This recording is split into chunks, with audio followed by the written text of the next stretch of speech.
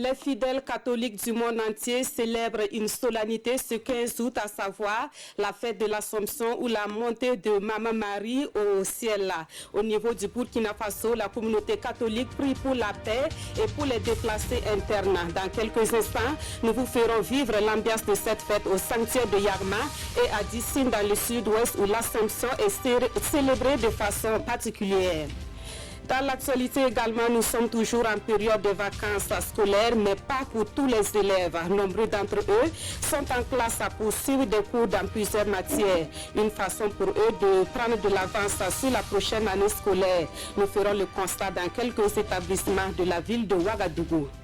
La France a une part d'Afrique en elle. C'est la phrase du président français qui a retenu l'attention ce matin à la commémoration du 75e anniversaire du département de Provence. Emmanuel Macron veut qu'un meilleur hommage soit rendu aux héros africains qui ont combattu aux côtés des troupes françaises. Il lance un appel aux maires de communes françaises dans ce sens.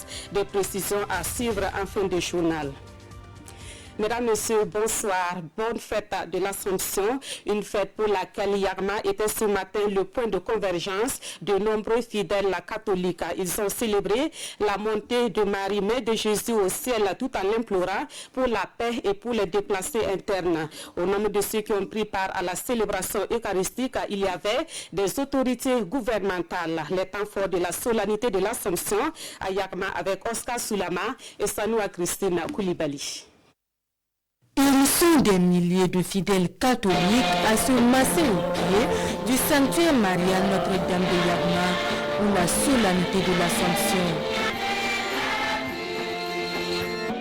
Une fête l'une des plus importantes de la vie chrétienne qui commémore la gloire de Marie, son entrée au ciel sans connaître la corruption du tombeau. Il est très important qu'aujourd'hui nous puissions venir vraiment la rendre hommage.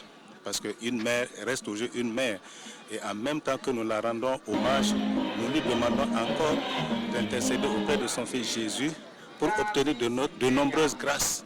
Des grâces pour nos familles respectives, des grâces pour la communauté croyante et des grâces pour tous ceux qui en ont besoin. Ici, présente à Yarma ce matin pour rendre grâce à la Vierge Marie, notre mère et la mère de toute l'humanité, pour tous les bienfaits qu'il a fait pour moi, que je ne dirai pas à ce micro, mais que tous ceux qui me connaissent savent de quoi je parle. Le cardinal Philippe Ouedraogo, dans son homélie, a invité les fidèles chrétiens à orienter leur regard vers l'horizon ultime du chemin du croyant, tout en imitant la bienheureuse Vierge Marie dans son élan de service. À travers la célébration, nous avons voulu renouveler notre confiance dans le Seigneur qui nous protège et qui nous garde, comme il a protégé Marie, la mère de son Fils Jésus. Et nous invitons tous les chrétiens à être des hommes et des femmes de paix, qui bâtissent la paix en se confiant à Dieu, en faisant pleinement confiance à Dieu. La paix était donc au centre de toutes les invocations. La paix au Burkina Faso, mais aussi dans tous les pays en manque de stabilité. Les communautés religieuses, à travers leurs prières, contribuent non seulement à la paix, mais également à la consolidation de la cohésion sociale au niveau de notre pays. Et la signification de la présence du chef du gouvernement, c'est cela, encourager les communautés religieuses à continuer dans cette direction, à soutenir le Burkina Faso, à soutenir le gouvernement dans toutes les actions, parce que nous travaillons tous à faire en sorte que le pays soit pacifié et que nous puissions engager ensemble les projets de développement en faveur de nos populations. Les populations déplacées n'ont pas été oubliées au cours de cette célébration eucharistique. Une quête spéciale a été faite pour soulager un temps soit peu le quotidien des milliers de déplacés internes. Burkina Faso. Et vous le savez, la fête de l'Assomption est célébrée avec une particularité dans la région du Sud-Ouest. Le point de convergence, c'est bien d'ici, à la paroisse Sainte-Thérèse de l'Enfant Jésus. Cette année encore, la fête du 15 août à Dissine a drainé du monde venu d'horizons divers. Entre chants, louages et danses, les catholiques réunis à Dissine ont formulé des vœux pour eux-mêmes et pour le Burkina Faso. Le reportage de Madou Ouedraogo et Lambert Souma. Dans la piété et la ferveur, les chrétiens catholiques célèbrent la fête de l'Assomption ici à Dessine dans le Yoba. La montée de Marie au ciel est une solennité pour l'Église famille de Dieu. Marie, qui a dit oui à la volonté de Dieu, a donné naissance au Fils de Dieu. Donc elle est la mère de Dieu et par privilège, Dieu a voulu qu'elle soit à côté de son Fils au ciel, au paradis. Un jour, nous aussi, nous serons élevés, nous serons au ciel avec elle, si nous suivons ses pas. À travers cette célébration, l'Église catholique met en lumière la place prépondérante qu'occupe la Vierge Marie au sein de la communauté. La Vierge Marie est la mère de tous les chrétiens et tout enfant qui se sent en insécurité court auprès de sa mère. C'est pourquoi tout particulièrement pour cette année, nous invitons véritablement tous les chrétiens à demander, à implorer la bénédiction de leur maman Marie. Et c'est pourquoi particulièrement je suis à Dessine où je me sens plus à l'aise quand je suis avec la Vierge Marie ici. L'Assomption à Dessine, c'est l'occasion de marcher sur les premiers pas des chrétiens catholiques dans la région du Sud-Ouest. C'est ici, dans cette paroisse Sainte-Thérèse de l'Enfant Jésus, que les premiers chrétiens de la région se sont constitués et l'église a été bâtie. Et à travers l'Assomption, cette fête de Marie, d'année en année, a constitué un appel au rassemblement de l'ensemble des fils et des filles de cette région. Des vœux, les fidèles chrétiens en ont à l'occasion de cette Assomption ici à Dessine. Je remercie tous les chrétiens catholiques. Il y a des musulmans aussi qui sont venus pour voir comment ça va se passer. Voilà, je remercie tout le monde d'être venu, d'être venu rendre grâce à Dieu en tout cas. Voilà, et je souhaite que Dieu nous donne la santé. La fête de l'Assomption à Dessine, c'est aussi l'occasion pour de nombreux fidèles de se retrouver et de festoyer ensemble. Vous l'avez entendu, au-delà de la célébration eucharistique, le 15 août a une autre dimension à Dessine.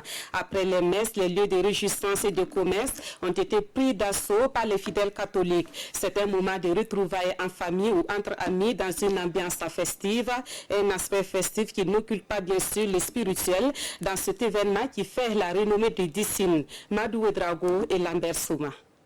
La fête de la 15 août à Dessine, c'est l'occasion pour de nombreux ressortissants de la localité de se retrouver sitôt la messe terminée. Exactement.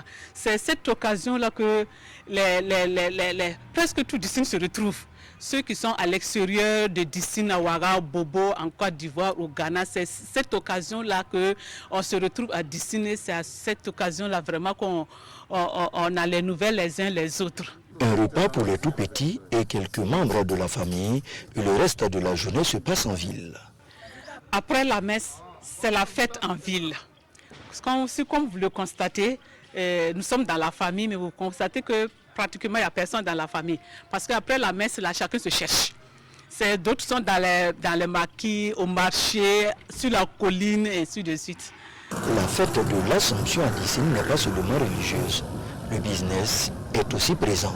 Par rapport aux informations que nous avons pu avoir sur place à travers nos services marketing, nous avons su que depuis plusieurs années déjà, il y a un regroupement qui se fait le 15 août à Dessine. Nous sommes là pour participer à cette fête-là et surtout participer au bien-être de la population de Dessine. Le moins que l'on puisse dire, c'est que les affaires marchent. Exactement, c'est des affaires, on confirme. Il y a beaucoup d'engouement qui prennent nos contacts et il y a des commandes. Et c'est un ressortissant de dire, la fête de l'Assomption à Dessine se vit, elle ne se raconte pas. Autre point de l'actualité, le gouvernement, à travers le ministère de la Santé, veut faire de l'hôpital de Tengango un pôle d'excellence en vue d'offrir des soins de qualité aux populations. Pour y arriver, 4 unités de spécialisation sont en cours de réalisation sur un site d'une centaine d'hectares. Le ministre de la Santé s'est rendu hier sur le site pour constater l'état d'avancement des travaux. Constat fait pour vous également par Paul-David Bambara et Sanoua Christine Koulibaly. Améliorer la qualité et l'utilisation des soins de médecine et de pharmacopée traditionnels, c'est la vocation de ce centre. Un projet démarré en 2013 et qui est aujourd'hui à plus de 90% d'exécution. Même constat ici au Centre de médecine physique et de réadaptation. Des taux d'exécution qui tranchent d'avec celui du Centre de soins spécialisés de haut niveau en neurochirurgie de Ouagadougou qui est à 24% de réalisation. 55%, c'est le taux d'exécution physique de la première phase du projet de construction du Centre de cancérologie de Ouagadougou. Je pense que c'est des niveaux très satisfaisants au regard des difficultés financières que nous rencontrons ces temps-ci. Regroupés en un seul endroit sur une centaine d'hectares, ces centres devraient faire de Tengandougou un pôle d'excellence de services de santé spécialisés tout en offrant aux Burkinabés des soins de santé de qualité in situ. Voilà, 75 millions de francs CFA débloqués par le gouvernement pour financer des projets portés par des jeunes burkinabés. Ils sont 88 jeunes de la région du plateau central à recevoir cet appui financier dans le cadre de la compétition de plan d'affaires. Le ministère de la Jeunesse et de la promotion de l'entrepreneuriat des jeunes a procédé hier à la remise des chèques aux jeunes bénéficiaires. Nous voyons cela avec Salifou Belem et Aimé Solange Digma. 1 200 000 francs CFA, c'est le montant qu'empoche Clarisse Sawadogo pour le renforcement de son salon de coiffure, de même que Philippe Ilboudo qui lui reçoit 800 000 francs pour l'équipement de son garage. Je suis inondé de joie et nous promettons au gouvernement que nous allons respecter les consignes à utiliser la somme pour aboutir là où nous devons aboutir. Mon salon de coiffure, je vais développer, agrandir. Peut-être à la longue, je pourrai former des filles pour lutter contre le chômage. Je suis très émue et les mots me manquent. Je dis encore une fois merci. Ils sont au total 88 lauréats, dont 63% des femmes à recevoir cette subvention de l'État dans la région du plateau central. Des subventions accordées dans le cadre de la compétition des plans d'affaires du projet Emploi des jeunes et développement des compétences. Un projet financé par la Banque mondiale et porté par le ministère en charge de la jeunesse. Nous souhaitons que ces jeunes-là, plutôt que d'être des demandeurs d'emploi, qu'ils soient des créateurs d'emploi, que les jeunes cessent de mendier, que les jeunes cessent de se caustiadiser et qu'ils soient effectivement des vaillants combattants. Nous sommes dans un pays, comme dit le Burkina Faso, ils doivent être effectivement ces Burkinabés. Et c'est pourquoi nous les accompagnons dans toutes leurs initiatives. Nous voulons que ce soit des modèles de jeunes, que l'argent qu'on leur donne là soit bien utilisé. Ils ont eu la chance, et cette chance, tout le monde ne l'a pas. La chance qu'ils ont eue d'avoir des chèques pour créer leur propre entreprise, ils doivent faire en sorte que cette chance-là, la confiance qu'on les a donnée, qu'ils soient militants. Et qu'à leur retour, ils puissent rembourser pour qu'on puisse aider d'autres acteurs économiques. Ce projet a également permis de former 8142 jeunes, de coacher 5663 pour l'élaboration de leurs projets et de renforcer les capacités de 50 formateurs pour appuyer les lauréats dans la mise en œuvre de leur plan d'affaires. Cette cérémonie a également servi de cadre pour la remise de prêts à 199 jeunes de la région dans le cadre des fonds nationaux. Des moments de joie également hier à l'École nationale d'administration et de magistrature. C'est tout heureux que le directeur général de l'ENAM a reçu un chèque de 500 millions de francs CFA de la part de la Fondation Coris Bank International. Et c'est la concrétisation d'une promesse faite par cette fondation en avril dernier. À quoi servira cette aide financière apportée à l'ENAM? La réponse dans ce reportage de Oscar Soulama et Zalissa Sanfo. Chose promise, chose due. La Fondation Coris Bank International honore ainsi sa promesse faite à l'École nationale d'administration et de magistrature ENAM. Une somme de 500 millions de francs CFA pour rénover et construire un amphithéâtre qui répond aux exigences actuelles de la formation. Je suis l'homme le plus heureux. Je pense que l'idée qui consiste à impliquer les champions de notre économie nationale dans la renaissance de l'ENAM est en marche, ça se concrétise. Concrètement, le chèque de 500 millions va contribuer à construire un amphithéâtre moderne, sophistiqué, entièrement connecté au reste du monde. J'aimerais que tous les élèves de l'ENAM puissent suivre des cours directement à partir d'ici, des cours qui sont donnés à Harvard, à Princeton et à Yale. Ça va que ça s'appelait amphithéâtre Idrissa Nassa. Ce don est la résultante de la nouvelle politique de l'ENAM dénommée professeur associé. Ils ont désigné un certain nombre d'opérateurs économiques pour en faire des professeurs associés, afin que ceux-ci puissent partager avec les élèves de l'ENAM, qui sont les futurs cadres de ce pays, qui sont les futurs dirigeants de l'administration publique, que ces professeurs associés puissent partager avec eux leur expérience, leur vécu et leur savoir-faire. Le PDG de Coris Bank International invite aussi les autres professeurs associés à respecter la parole donnée et de permettre à l'école d'atteindre les objectifs fixés avec cet esprit de professeur associé. Autre point de l'actualité, on en vient au dossier de ce journal consacré au cours des vacances. Nous sommes à mi-août, mais beaucoup d'élèves sont déjà retournés sur les bancs pour suivre des cours. Ce sont des séances de remise à niveau pour prendre une avance sur les cours qui seront dispensés durant la prochaine année scolaire. Les matières littéraires et surtout scientifiques sont enseignées durant ces cours de vacances. Constat dans quelques établissements de Ouagadougou avec Nongba Kouda et Maïmouna Traouri. Moins d'août, moins de vacances. Mais pour certains élèves, pas de répit. Depuis le 29 juillet, ceux-ci ont repris la route de l'école. À la rentrée prochaine, ils feront la classe de 3e.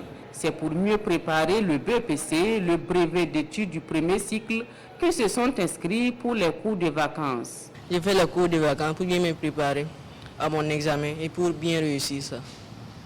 Pour que mes parents soient contents, quoi. J'ai décidé de faire les cours de vacances pour pouvoir évaluer mon niveau pendant les cours normaux. Donc je suis là pour qu'à la rentrée je n'ai pas de difficultés, comme c'est une classe d'examen. Les cours de vacances c'est vraiment une bonne chose pour améliorer le niveau. Puisque parfois il y a certains élèves qui n'ont pas le niveau, mais en suivant les cours de vacances à la rentrée, ça va. En un mois, on ne peut pas tout faire, mais bon. Au moins quelques chapitres, en tout cas, ça avance. Pour ces futurs élèves de terminale également, les cours de vacances sont une aubaine pour combler les insuffisances, améliorer les connaissances et se donner plus de chances de réussir au bac. J'ai des soucis dans les matières comme les mathématiques et les physique-chimie. Je suis là pour relever un peu mon niveau et mieux m'apprêter pour la rentrée prochaine et mieux préparer mon examen. Moi particulièrement, je comprends mieux les matières littéraires plus que les matières scientifiques. Connaissant ma faiblesse, bon, j'ai commencé à faire les cours de vacances. Les frais d'inscription varient entre 10 000 et 15 000 francs CFA selon les établissements.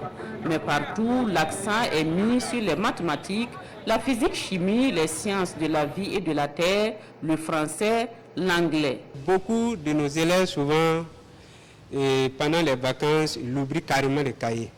Et quand ils reviennent, bon, tu sens même si tu te demandes est-ce que l'élève même a fait la classe avant d'être où il est. Le niveau n'est plus ça. Ça veut dire qu'il a totalement oublié tout ce qu'il a fait. Mais avec les cours de vacances, ça lui permet d'avoir déjà un esprit ouvert sur ce qui l'attend. Les cours de vacances consistent à revenir sur l'essentiel du programme et les préparer pour le programme de la classe à venir.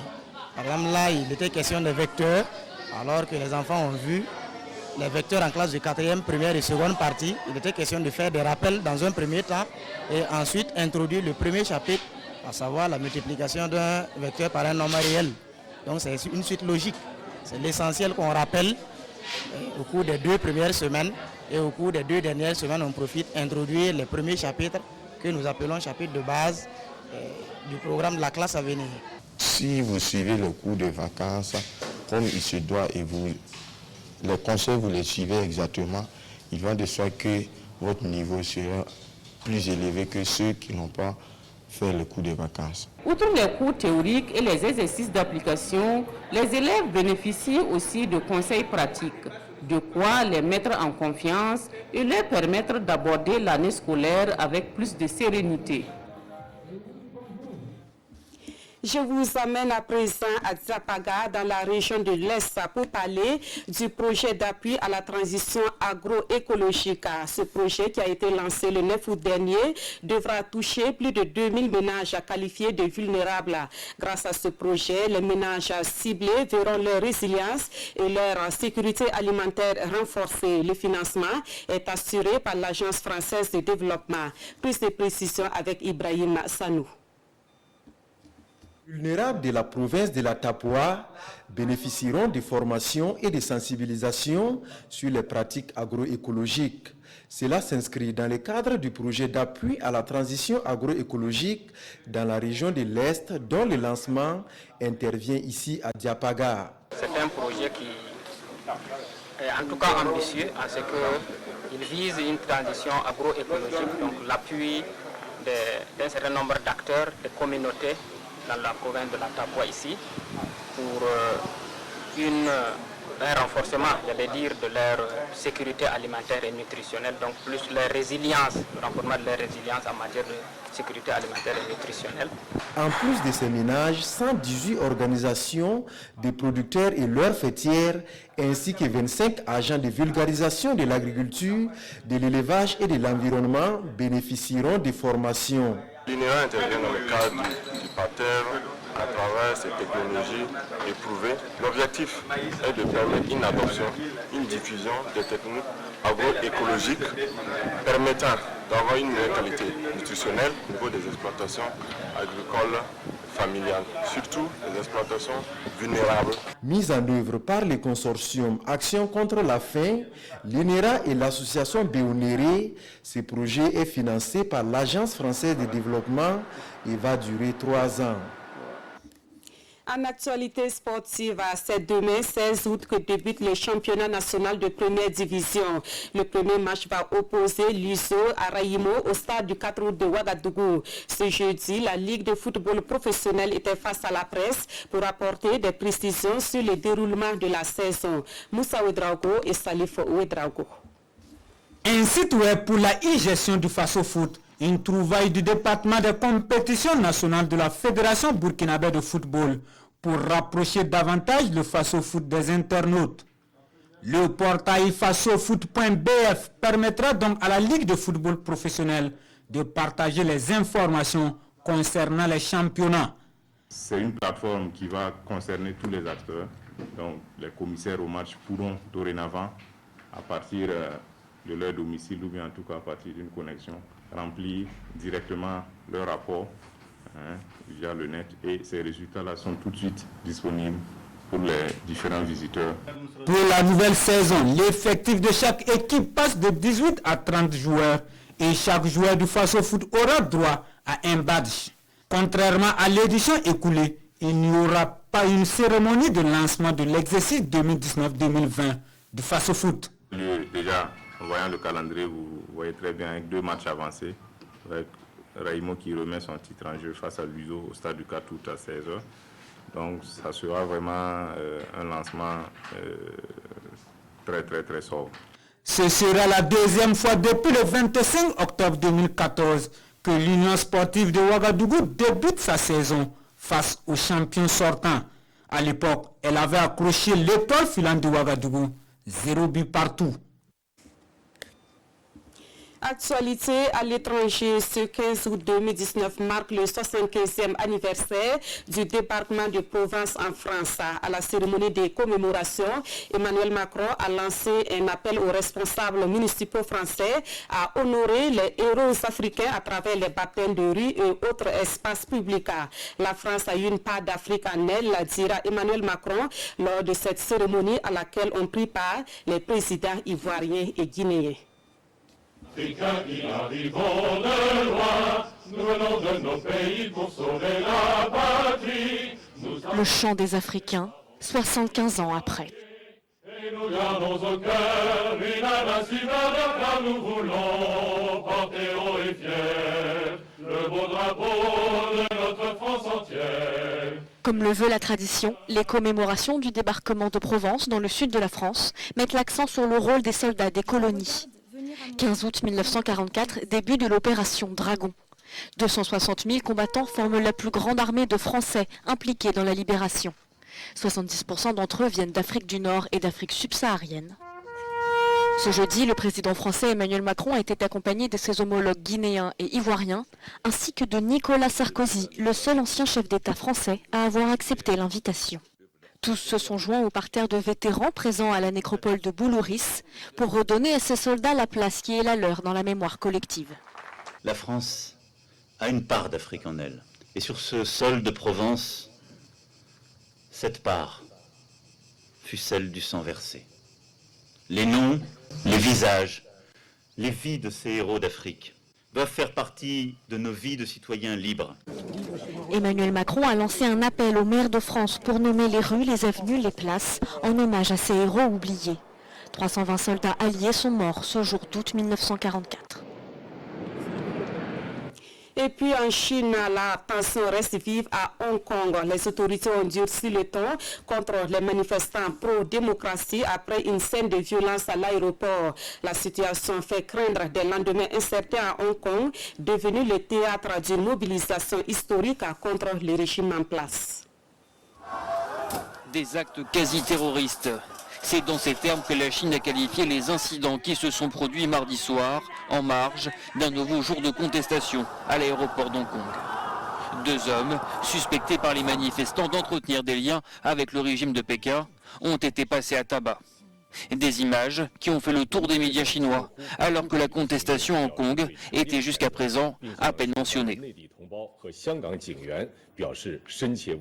Du mobilier de l'aéroport a été saccagé par les manifestants avant qu'ils ne soient évacués par les forces de l'ordre à coups de gaz poivre.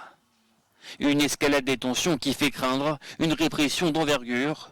De l'autre côté de la frontière avec la Chine, ces images satellites d'un stade laissent apparaître à l'intérieur de celui-ci des dizaines de fourgons des forces chinoises.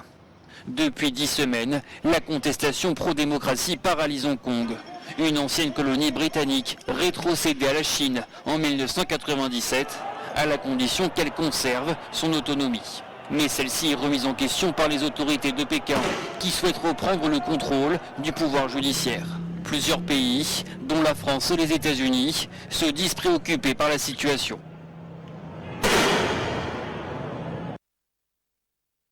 Merci de l'avoir suivi. Le prochain rendez-vous de l'actualité, c'est à 22h30 avec Draman Datien. Une fois de plus, bonne fête de l'Assomption et surtout merci de la fidélité à la RTB.